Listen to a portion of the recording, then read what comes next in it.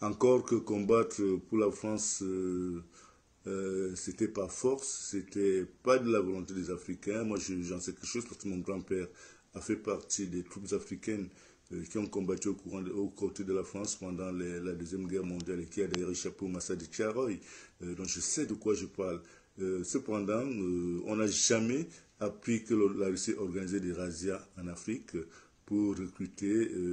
des militaires ou recruter, comme ils les appellent, des mercenaires. Il ne s'agit pas de mercenaires, il s'agit des Africains qui ont fait le choix de soutenir la Russie et de combattre à ses côtés pour l'avènement d'un monde multipolaire qui, certainement, est beaucoup plus profitable à l'Afrique que ce que nous impose la France depuis bientôt 100 ans s'agissant du Cameroun et davantage pour un peu plus de 100 ans s'agissant du Cameroun, mais un peu plus pour les autres pays de l'espace francophone. Voilà un peu mon avis par rapport à cette actualité. Merci. S'agissant donc de ces médias français dont il est question, donc du genre Jeune Afrique, France 24 et autres, on est quand même en droit d'observer, surtout de comprendre que ces médias ne sont pas au service des opinions en général, mais davantage à la solde de l'État français dans sa démarche de dominer et d'écraser les opinions africaines, de les manipuler et d'en faire pratiquement des espèces de zombies. Pour revenir sur ces fameuses actualités concernant ce supposé, ce prétendu africain qui a combattu aux côtés de la mer Rouge, je ne dis pas que cela ne soit pas du tout impossible, mais je dis que cela est encore moins grave que les millions, voilà les centaines de milliers d'Africains qui sont tombés aux côtés de la France pendant la Deuxième Guerre mondiale et qui étaient traités tout simplement comme des chairs à canon. Je pense donc avant que les médias français aient la prétention, voilà les médias à la solde de la France aient la prétention de faire la morale aux Africains qui combattraient, ou alors qui combattent, même si c'est le cas, aux côtés des forces russes en Ukraine. Il faudrait, par convenance et par politesse, sinon par honnêteté, que ces médias nous donnent le nombre exact d'Africains morts pour sauver la France et surtout qu'ils nous rappellent que sont devenus ces Africains. On se souvient que même lors de la marche de la victoire, à l'Arc de Triomphe, les forces armées françaises avaient été blanchies, c'est-à-dire les militaires africains ont été mis en caserne pour que le monde ne sache pas qu'ils ont prêté main forte à la France. Alors, si aujourd'hui, quelqu'un a à se plaindre, c'est bien l'Afrique et non la France, déjà, je suis désolé. Il me semble ainsi pour chuter maladroit ou alors cynique pour la France de continuer à procéder à ce qu'elle maîtrise le mieux, c'est-à-dire la manipulation des opinions africaines, en s'accrochant sur une actualité dont aucun média français n'a jamais fait allusion depuis la Deuxième Guerre mondiale, parce qu'il ne me souvient pas avoir vu un seul ancien tirailleur sénégalais bénéficier d'une attention particulière de la France durant tout ce temps jusqu'à ce jour, comme quoi lorsque il s'agit des autres, la France est prompte à raconter ce qu'elle veut bien raconter, mais quand il s'agit d'elle-même,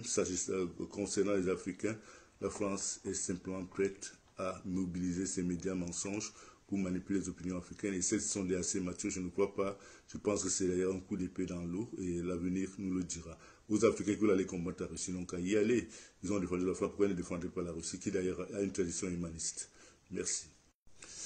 Oui, bonsoir et merci de m'accorder ce privilège de parler de cette fameuse, comment dirais-je, cette fameuse actualité concernant un Africain qui combattrait ou alors qui aurait déserté des forces armées ukrainiennes, forces armées russes,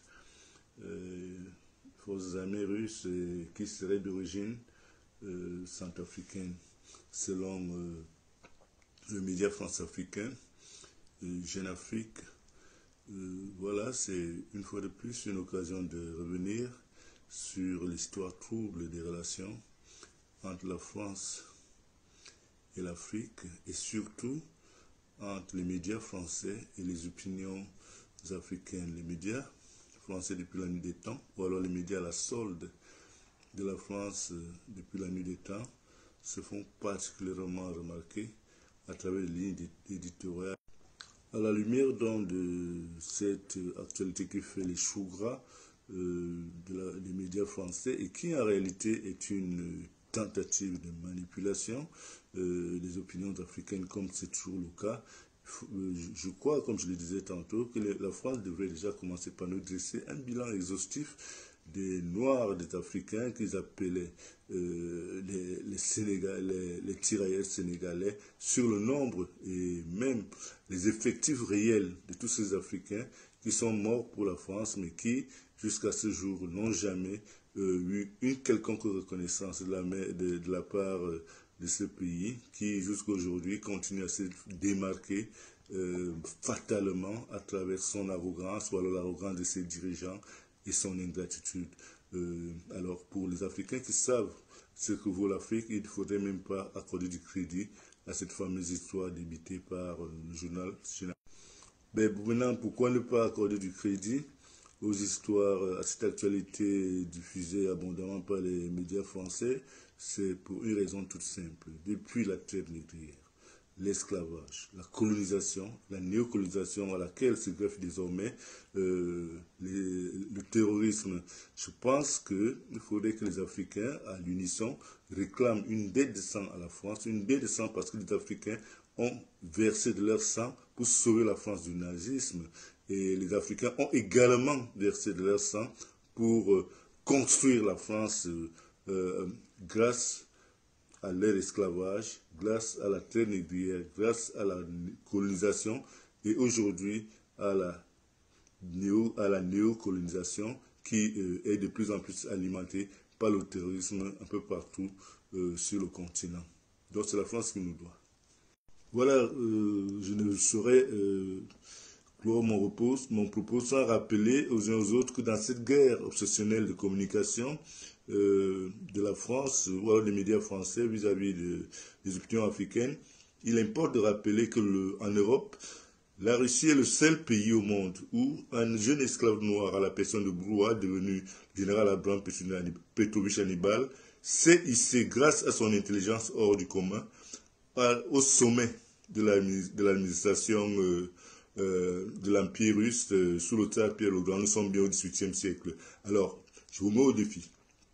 Dans quel pays européen un noir a-t-il pu se hisser au sommet de l'administration impériale ou de l'administration de la républicaine durant ce siècle en cours? Voilà, c'est cette question qu'on devait aborder. C'est comme quoi cette actualité concernant la présence des militaires noirs au sein de l'armée russe ne relève que de la mauvaise foi et d'une manipulation, d'une tentative de manipulation manifeste et pratiquement traditionnelle, commanditée par la France auprès des médias mainstream. Mais cette fois, je pense pas que cela puisse prospérer parce que les opinions africaines sont en train de s'affranchir, de s'émanciper et de se tourner vers des médias alternatifs qui de plus en plus leur servent une information crédible, digne d'intérêt et surtout au service du combat noble de reconquête de la souveraineté de notre continent, quand ce n'est pas, puisque c'est de ça, c'est effectivement de cela qu'il s'agit, et c'est ça qui fait paniquer la France, c'est ça qui fait paniquer également les médias mainstream à la solde de la France. Mais le combat sera long, mais cependant, nous vaincrons. Merci.